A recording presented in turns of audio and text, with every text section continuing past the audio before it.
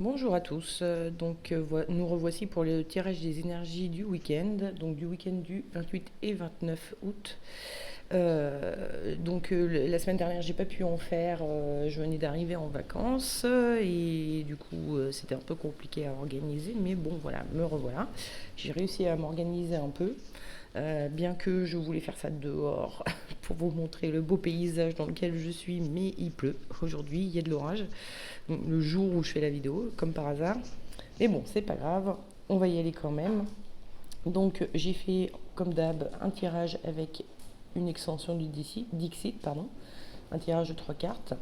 Je vais vous les présenter et vous choisirez celle qui vous parle le plus, qui vous plaît le plus, etc. etc.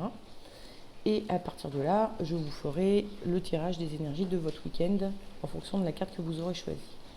Donc commençons tout de suite.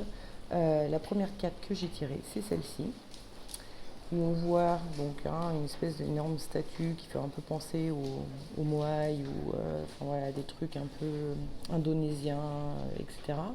Avec des petits personnages qui ont fait un feu devant et qui sont en train de, on voit qu'ils sont un peu en adoration, en train de le prier.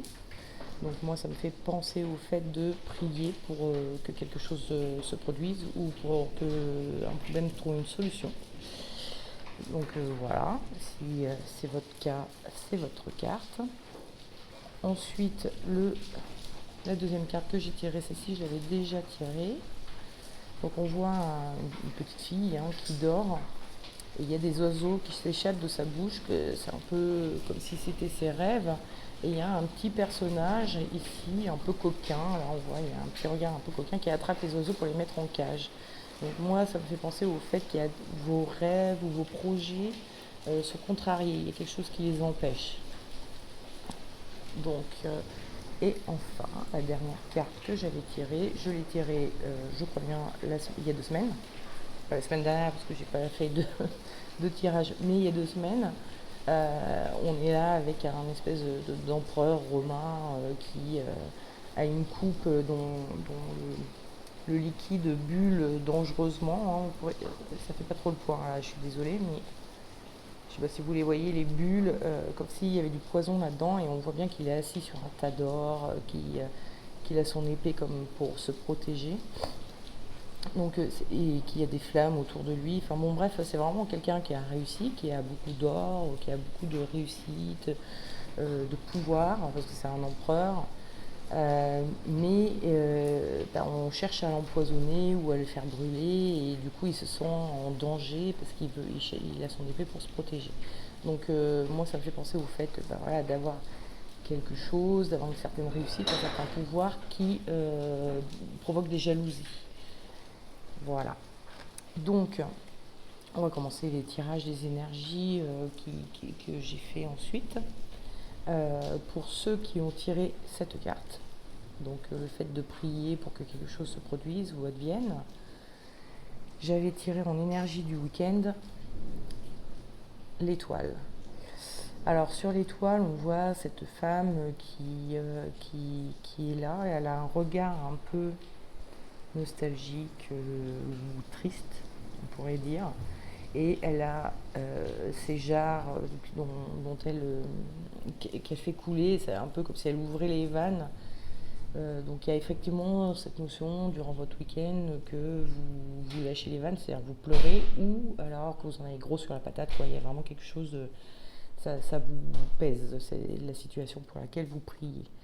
Donc ensuite, le conseil que vous donne le tarot, c'est le diable, et le déconseil, c'est la lune. Avec la lune, on voit ce personnage qui est un peu sous les autres, en train de les observer. Il est dans l'eau. Tandis que dans celui-ci, on voit ce personnage qui est au-dessus des autres, et il est au-dessus de l'eau. On pourrait penser que ça, c'est de l'eau. Donc il y a vraiment, j'ai trouvé ça assez marrant, comme si ici on reste dans son marasme et on est tout le temps en observation de la situation. Alors qu'ici, on prend de la hauteur, on va au-dessus de la situation, on laisse tomber les choses qui nous encombrent. Et bon, après, on voit, hein, le diable, il louche, il tire la langue, même là, ça tire la langue. Bref, on pourrait penser à un personnage qui s'est déguisé, il fait le pitre. Donc, je pense que le tarot, il est en train de vous dire, essayez de sortir un peu de votre marasme et essayez de vous divertir, de vous amuser, voilà, de penser un peu à autre chose, ça vous permettra de prendre un peu de hauteur sur la situation, et puis surtout de respirer un bon coup et de plus être oppressé comme ça par la situation qui vous rend si triste, quoi. Ensuite, ceux qui ont tiré la seconde carte, enfin, pardon, qui ont choisi la seconde carte, hein, donc vos rêves sont contrariés ou vos projets, il y a quelque chose qui les empêche. J'avais tiré en énergie du week-end le pendu. Et le pendu, c'est un personnage, bon, déjà il est attaché, il se sent bloqué, effectivement. Et il est dans une position où il a vraiment la tête complètement retournée, comme s'il essayait de voir les choses sous un autre angle pour essayer de trouver des solutions à sa problématique de blocage, de projet, etc.